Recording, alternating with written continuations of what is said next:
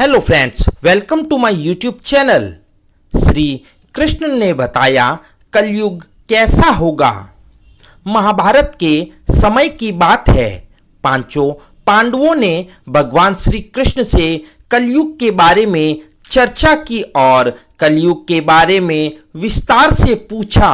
वह जानने की इच्छा जाहिर की कि कलयुग में मनुष्य कैसा होगा, उसके व्यवहार कैसे होंगे और उसे मोक्ष कैसे प्राप्त होगा।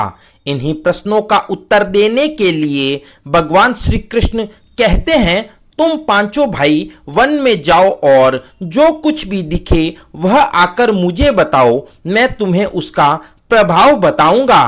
पांचों भाई वन में गए। शाम को वे श्री कृष्ण के पास गए और अपने अलग अलग दृश्यों का वर्णन किया। युधिष्ठिर कहते हैं, मैंने 2 सूंड वाला हाथी देखा तो मेरे आश्चर्य का कोई पार न रहा। तब श्री कृष्ण ने कहा कि कलयुग में ऐसे लोगों का राज्य होगा जो दोनों ओर से शोषण करेंगे, बोलेंगे कुछ और करेंगे कुछ। ऐसे लोगों का राज्य होगा, इससे तुम पहले राज्य कर लो।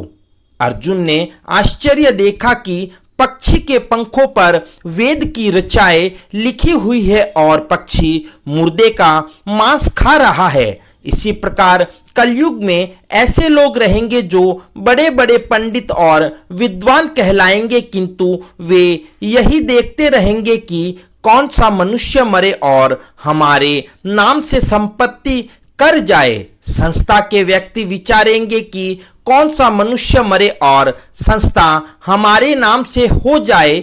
हर जाति धर्म के प्रमुख पद पर बैठे विचार करेंगे कि कब किसका श्राद्ध है। चाहे कितने भी बड़े लोग होंगे, किंतु उनकी दृष्टि तो धन के ऊपर अर्थात मांस के ऊपर ही रहेंगी।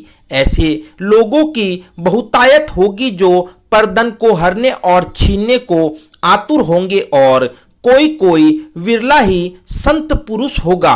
भीम ने तीसरा आश्चर्य देखा कि गाय अपने बछड़े को इतना चाटती है कि बछड़ा लहूलुहान हो जाता है।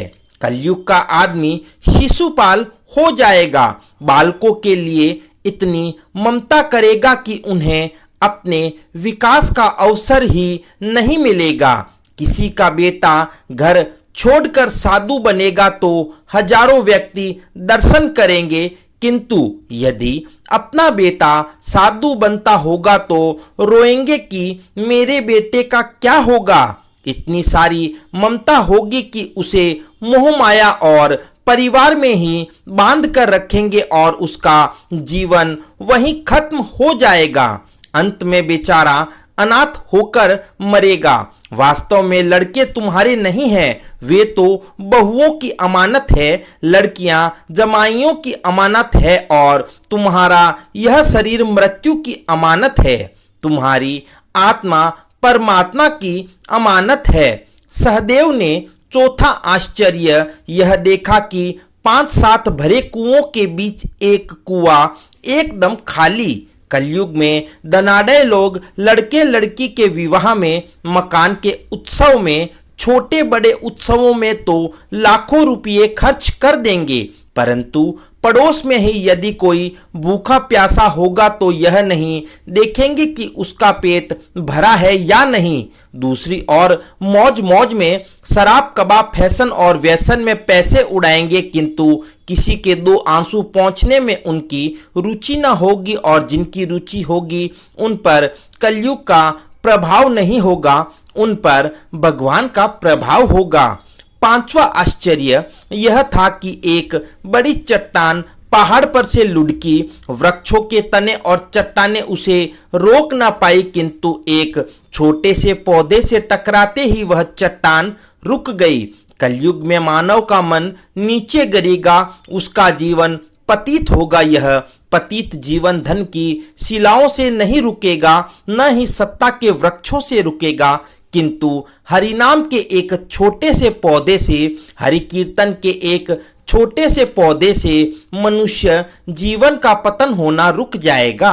आई होप फ्रेंड आपको यह वीडियो अच्छी लगी होगी। इसी प्रकार के धार्मिक वीडियो देखने के लिए हमारे YouTube चैनल को सब्सक्राइब करना न भूलें। Thanks for watching.